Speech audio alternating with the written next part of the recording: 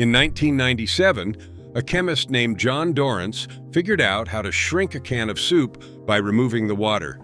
He had no idea he just handed American mothers the most important dinner shortcut of the century.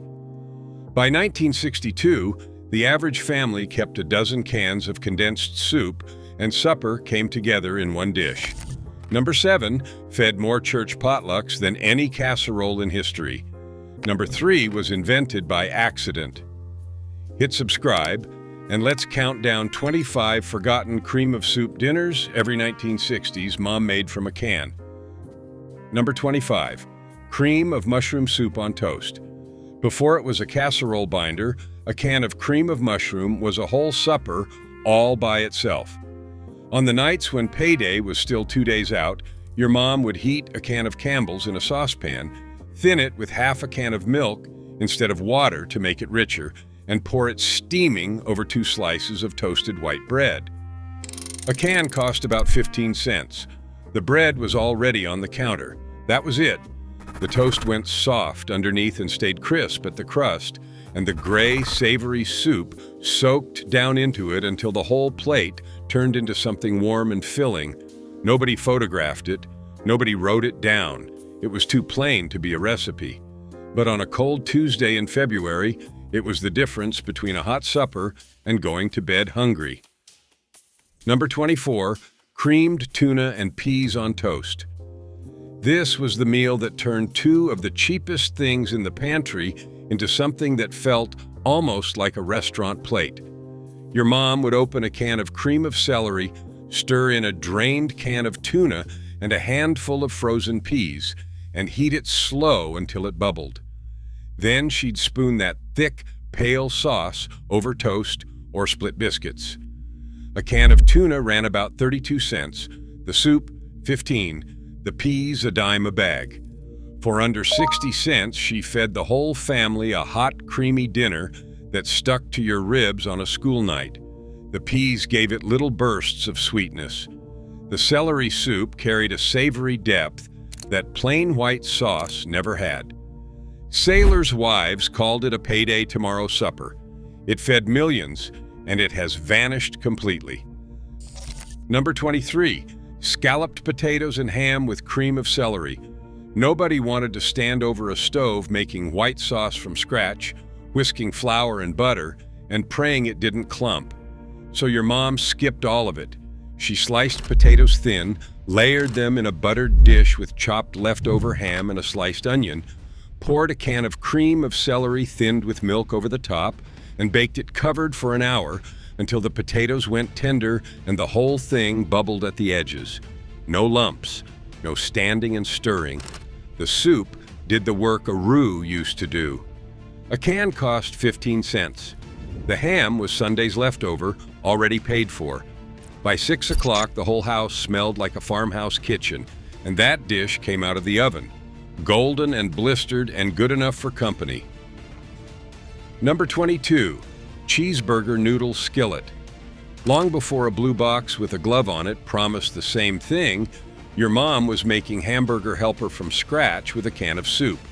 She'd brown a pound of ground beef, drain it, and stir in cooked egg noodles, a can of cream of mushroom, and a handful of shredded cheese right in the same skillet.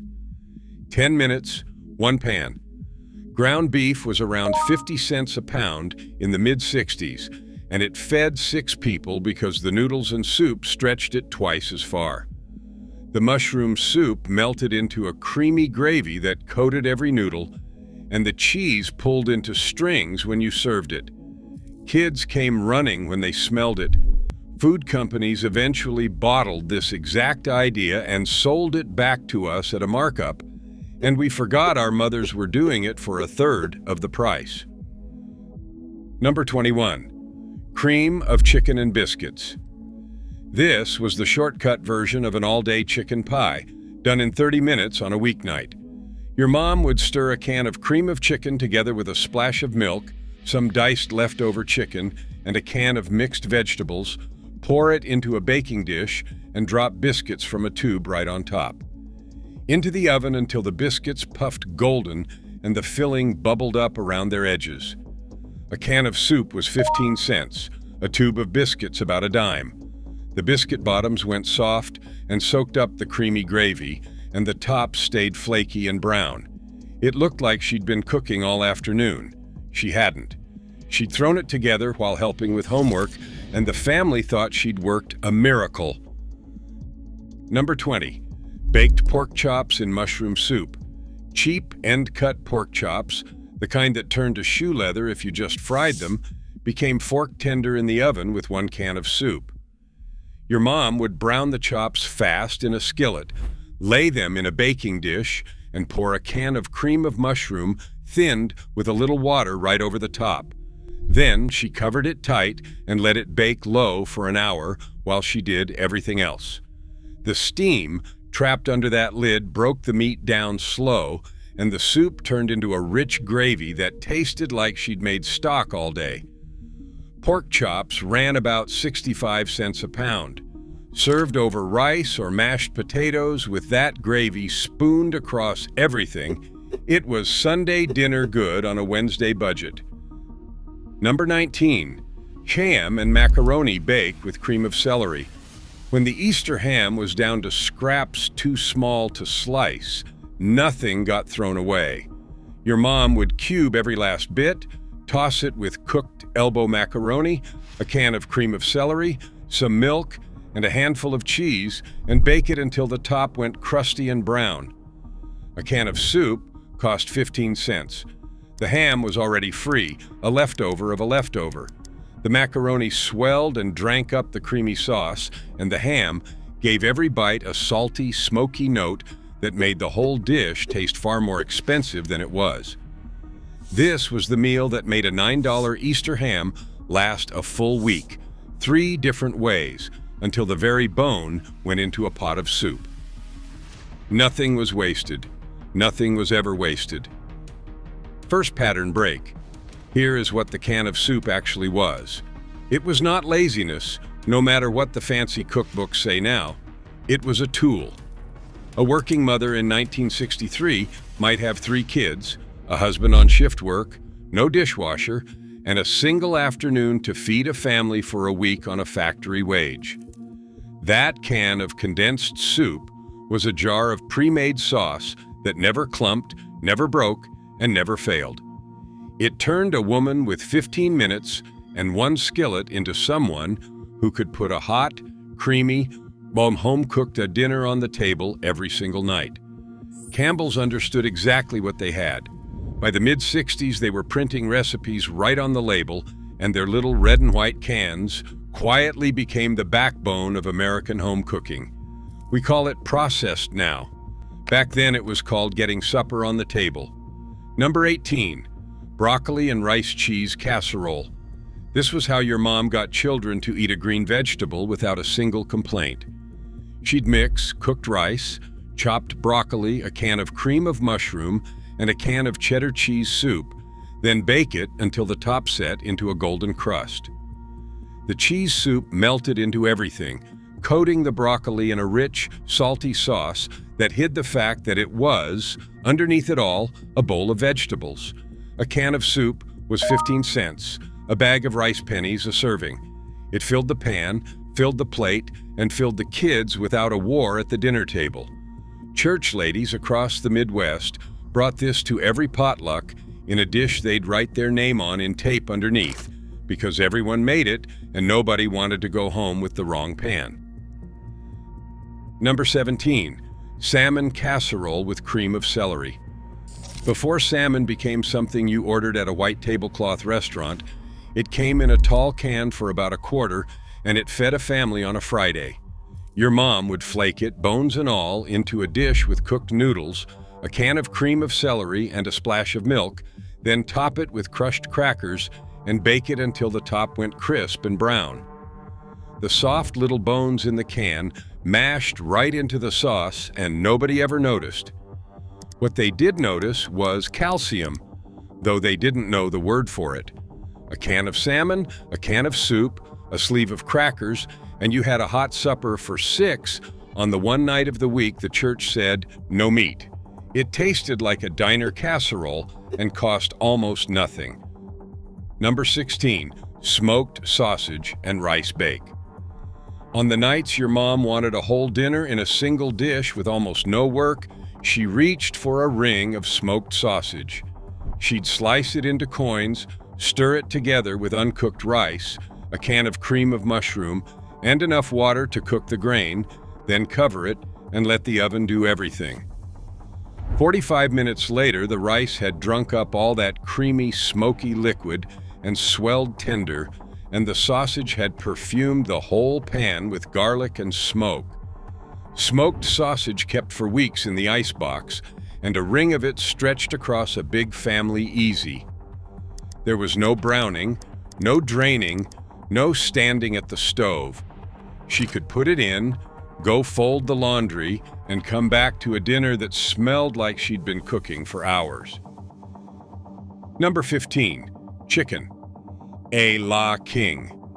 This was the dish your mom made when the boss was coming to dinner and she needed to look fancy on a budget.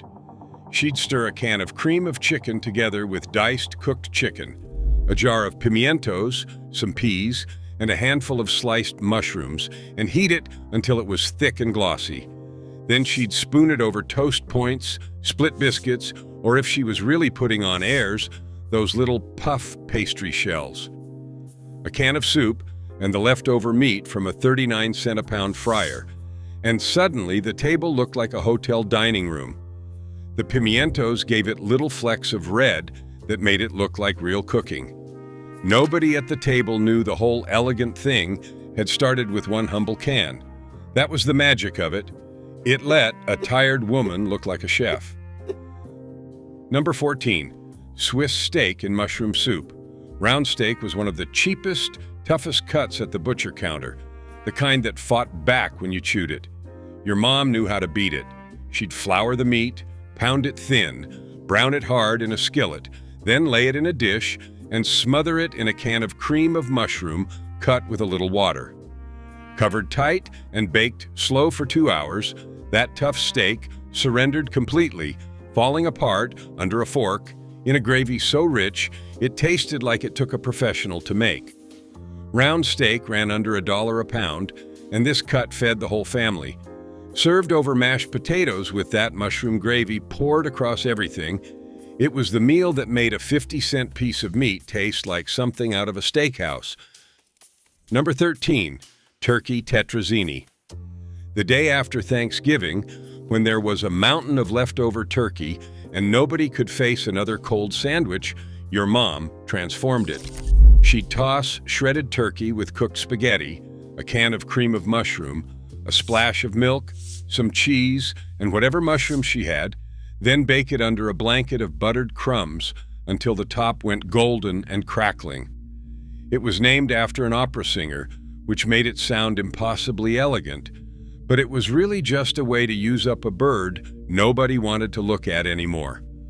A single casserole fed the family 2 more nights.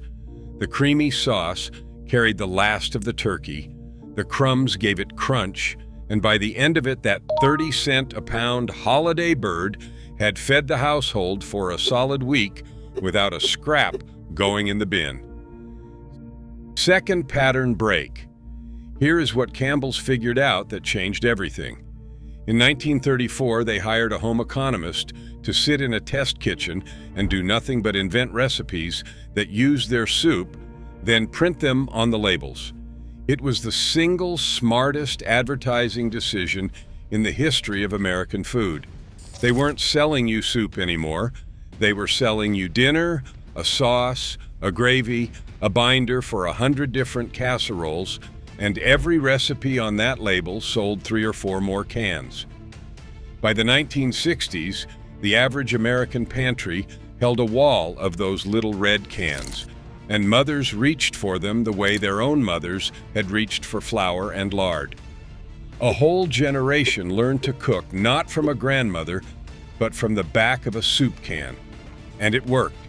It genuinely, reliably worked night after night, which is the highest praise any recipe can earn. Number 12, hamburger stroganoff. Real beef stroganoff wanted expensive tenderloin and a wine and sour cream sauce that could break if you looked at it wrong. Your mom's version wanted a pound of ground beef and a can of soup, and it never broke, ever. She'd brown the beef with an onion, drain it, stir in a can of cream of mushroom and a spoonful of sour cream, and serve it over egg noodles. 10 minutes, and the family thought they were eating something Russian and sophisticated. Ground beef, around 50 cents a pound, 1 can of soup, and a bag of noodles fed 6 people for under $1. The mushroom soup did all the work the fancy sauce was supposed to do, and it held together no matter how long it sat on the stove, waiting for a husband running late off a double shift. Number 11. Chicken divan. This was the special occasion casserole, the one your mom made when she wanted to show off a little. She'd lay cooked broccoli in a dish, arrange slices of chicken over the top, and blanket the whole thing in a sauce of cream of chicken soup, a little mayonnaise, a squeeze of lemon, and a shower of cheese, then bake it until it browned and bubbled. Named after a Manhattan restaurant, it sounded like money. It cost almost nothing. A fryer at 39 cents a pound, a head of broccoli and a couple of cans, and she'd produced a dish that looked like it belonged at a bridge club luncheon.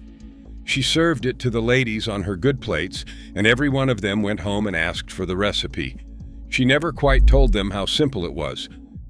Number 10. Salisbury steak and mushroom gravy. Farmers called it poor man's steak. Your mom just called it supper. She'd mix a pound of ground beef with an egg and some cracker crumbs, shape it into oval patties, brown them in a skillet, then pour a can of cream of mushroom soup and a sliced onion right over the top, and let it all simmer together into a thick, savory gravy. Served over mashed potatoes, it looked and tasted like a chopped steak dinner from a supper club, but it was built entirely from the cheapest ground beef on the rack and one 15-cent can. The gravy soaked down into the potatoes, so every bite carried both. Men came in off long shifts to this, sat down heavy in their chairs, and cleaned the plate. It had no elegant name, and it needed none. Number 9. Chicken and wild rice hottish. Up in Minnesota and the Dakotas, they didn't say casserole, they said hottish, and this was the queen of them. Your mom would combine diced chicken, a box of wild rice, a can of cream of mushroom, a can of cream of celery, and some water. Then bake it slow and covered until the rice went tender and nutty, and the whole thing turned creamy and rich. 2 cans of soup carried the whole dish. It fed a big farm family with plenty left to send home with the neighbors. It showed up at funerals, church suppers, new baby dinners, and cold January Sundays, always in a 9x13 pan wrapped in a dish towel. A hot dish was how a Lutheran told you they loved you, and this was the one they brought when the words were too hard to say out loud. Third pattern break. Here is something nobody talks about. These casseroles were the language of an entire community, and cream of mushroom soup was the grammar. When a baby was born, a hottish appeared on the porch. When someone died, the church basement filled with pans of it, each one warm, each one made by hands that didn't know what else to do with their grief except feed people. In the Midwest, they even had a nickname for that can of cream of mushroom. They called it the Lutheran binder because it held together not just the noodles and the chicken, but the whole social fabric of a town. You did not send a store-bought pie to a grieving family. You sent a casserole made in your own kitchen from a can everyone had in the cupboard. It was cheap, it was humble, and it was one of the kindest things one neighbor could do for another. Number 8. Johnny Marzetti. In Ohio and across the industrial Midwest, this was the dish that fed church halls, school cafeterias, and enormous family gatherings, all from a couple of cans. Your mom would brown ground beef with onion, stir in cooked elbow macaroni, a can of cream of mushroom, a can of tomato soup, and a pile of shredded cheese, then bake the whole thing in her biggest pan, until the top went brown and crusty. Named after a restaurant owner's brother in Columbus, it was pure, unglamorous, crowd food. It doubled and tripled easy, reheated even better the next day, and cost pennies a serving. A single pan could feed 20 people at a potluck without anyone going home hungry.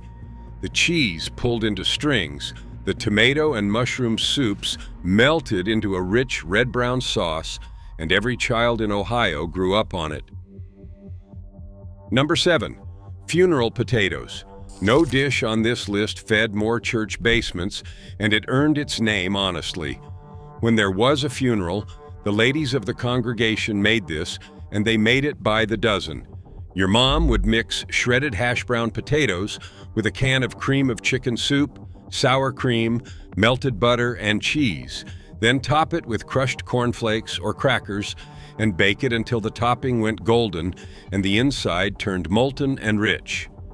A pan cost almost nothing, and it fed a crowd. It was the taste of a community showing up for you on the worst day of your life, of long tables in a church hall, of casseroles carried in by women who understood that food was the only comfort they had to give. People still make it for potlucks and holidays, but few remember it was born to feed the grieving. Number 6. No-peak chicken. This was the casserole so easy it felt like cheating, and the whole trick was in the name. You were not allowed to lift the lid. Your mom would scatter uncooked rice in a baking dish, lay chicken pieces on top, pour over a can of cream of mushroom mixed with a packet of dry onion soup and some water, cover it tight with foil, then slide it in the oven. Then she left it completely alone for 2 hours. No stirring, no checking, no peeking. When she finally pulled the foil back, the rice had cooked up creamy and savory, and the chicken fell off the bone into it. A fryer and 2 cheap packets, and dinner made itself while she was out in the garden. It was the most forgiving recipe a busy woman ever had, and it never once let her down. Number 5. Pork chop and rice bake. This was the whole dinner, meat and starch, done in one pan with almost no work. Your mom would brown thin pork chops fast, then set them on a bed of raw rice. Pour a can of cream of celery thinned with water over everything, cover it, and bake it low until the rice went tender and creamy and the chops turned fall apart, soft. The soup seasoned the rice as it cooked, and the pork drippings sank down into the grain and made it taste like far more than the sum of its parts. Pork chops around 65 cents a pound, a can of soup, a cup of rice, and the whole family ate for under $1. There was one pan to wash. On a school night with 3 kids and a load of ironing waiting, that mattered more than anyone today can understand. Number 4. 7-can casserole. Some nights your mom didn't cook so much as assemble, and this was the champion of the open and dump dinner. She'd empty a can of chicken, a can of cream of mushroom, a can of cream of chicken, a can of beans, a can of corn, a can of green chilies, and a can of tomatoes into one big pot, stir, and heat it through. Top it with crushed chips or crackers, and supper was served in 10 minutes flat. It sounds absurd now, but it fed families on the busiest nights, on moving days, on the evenings when a mother simply had nothing left to give but the willingness to open 7 cans. It cost a couple of dollars and fed everybody. There was no chopping, no browning, no skill required at all. Just a can opener and the determination that her family would eat a hot meal tonight. Number 3. Tater tot hottish. Here is the one invented by accident. In 1953, 2 brothers running a frozen potato company were staring at a pile of leftover potato slivers, the scraps trimmed off making French fries, and rather than throw them out, they chopped them, seasoned them, mashed them with flour, and pushed them through holes into little cylinders. The tater tot was born out of pure refusal to waste. Within a decade, American mothers had built an entire dinner around it.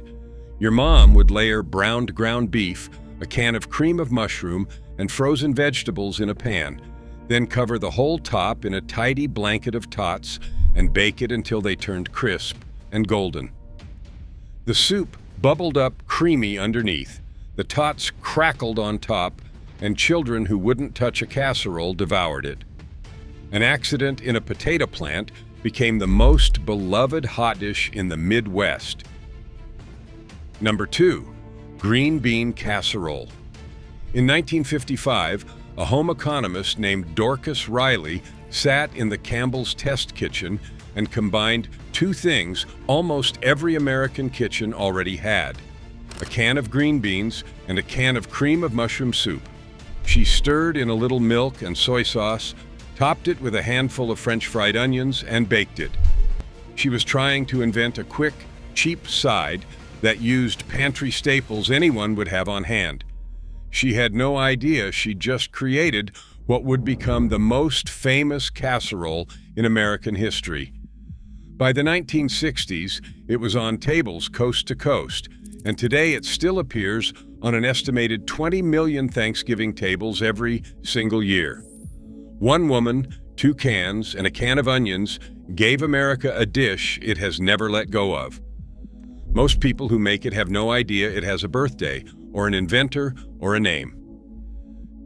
Number 1. Tuna noodle casserole. If there is one dish that defined the cream of soup era, this is it. A can of tuna, a bag of egg noodles, a can of cream of mushroom, some peas, and a splash of milk, all stirred together and baked under a topping of crushed potato chips or buttered crumbs until it turned golden and bubbling at the edges. Your mom made it with her eyes closed. It cost under $1 and fed the whole family, and it tasted like every Friday night from 1955 to 1975. It was the meal you came home to, the one that meant the kitchen was warm and someone had thought about you. A can of tuna at 30 cents, a can of soup at 15, a bag of noodles, and a mother who knew that dinner did not have to be fancy to be love. This is the one we should remember most. Here's the challenge. Make one of these this week. Just one. The tuna noodle, the Swiss steak, the funeral potatoes. Make something your grandmother made from a can without a second thought, then come back and tell me it wasn't as good as you remembered. Because I made the hamburger stroganoff last Tuesday, and my family asked where I'd been hiding the recipe. Drop the one you're going to try in the comments. I want to know if the tater tot hottish gets more love than the green bean casserole. Because these weren't just cheap dinners. They were how a whole generation of mothers said I love you, one can at a time.